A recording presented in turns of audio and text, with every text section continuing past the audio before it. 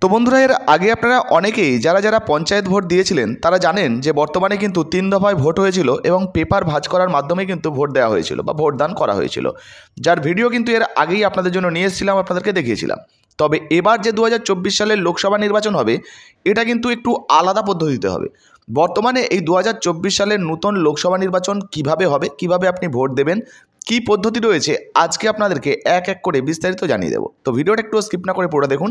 আপনি যদি আমাদের চ্যানেলে নতুন আসেন, অবশ্যই চ্যানেলটিকে সাবস্ক্রাইব করে পাশের বেল আইকনটিকে অন করে রাখবেন এই ধরনের গুরুত্বপূর্ণ ভিডিও সবার আগে পাওয়ার জন্য। ফেসবুক থেকে দেখলে পেজটা ফলো করতে ভুলবেন না। তো চলুন শুরু করা যাক।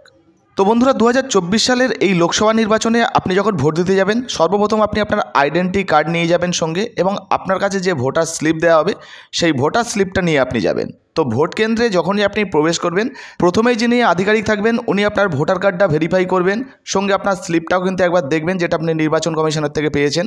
এরপরে আপনি দ্বিতীয় যে পোলিং অফিসার বা ভোটার অফিসার থাকবে তার কাছে চলে যাবেন। উনি কিন্তু আপনার আঙুলে একটা কালো কালি লাগিয়ে দেবে বা ছাপ লাগিয়ে দেবে। এরপর আপনার ভোটার স্লিপটা চেক করবে। তারপর আপনি 3 নাম্বার যে অফিসার থাকবে ওনার কাছে কিন্তু চলে যাবেন। উনি কিন্তু আপনার ভোটার স্লিপটা ভেরিফাই করবে। ভেরিফাই করার পর কিন্তু ওনার কাছে একটা মেশিন আছে, যে মেশিনে কিন্তু উনি সুইচ টিপবেন।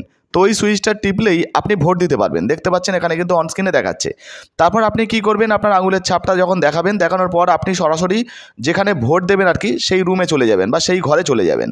তো এরপরে উনি যখনই অফিসার সুইচ টিপে দেবেন, মেশিনটা অন হয়ে যাবে। এবারে ঠিক এই রকম ইভিএম মেশিন আপনি দেখতে পাবেন। ধরুন আপনি যে কোনো ব্যক্তিকে ভোট দিতে চান বা আপনি যাকে পছন্দ করবেন তাকে ভোট দেবেন। তো ধরুন এই 3 নম্বর ব্যক্তিকে আপনি ভোট দিচ্ছেন, এখানে যখনই আপনি ক্লিক করবেন সাথে সাথে কিন্তু এই লাইটটা জ্বলে উঠবে। লাইটটা জ্বলে উঠলেই পাশেই কিন্তু মেশিনে আপনি দেখতে পেয়ে যাবেন যে আপনি কাকে ভোট দিলেন।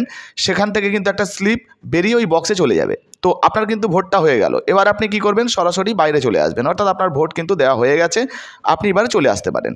তো এইভাবে কিন্তু লোকসভা নির্বাচন হবে এবং লোকসভা ভোট কিন্তু আপনি দিতে পারবেন। তো এই ছিল লোকসভা নির্বাচনের ভোট দেওয়ার পদ্ধতি।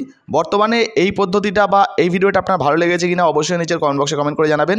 যদি কোনো মন্তব্য বা মতামত থাকে অবশ্যই নিচের কমেন্ট বক্সে কমেন্ট করে জানাবেন। ভিডিও ভালো লাগলে ভিডিওতে একটি লাইক দিয়ে ভিডিওটা ফেসবুকে হোয়াটসঅ্যাপে বেশি বেশি করে শেয়ার করবেন। ধন্যবাদ।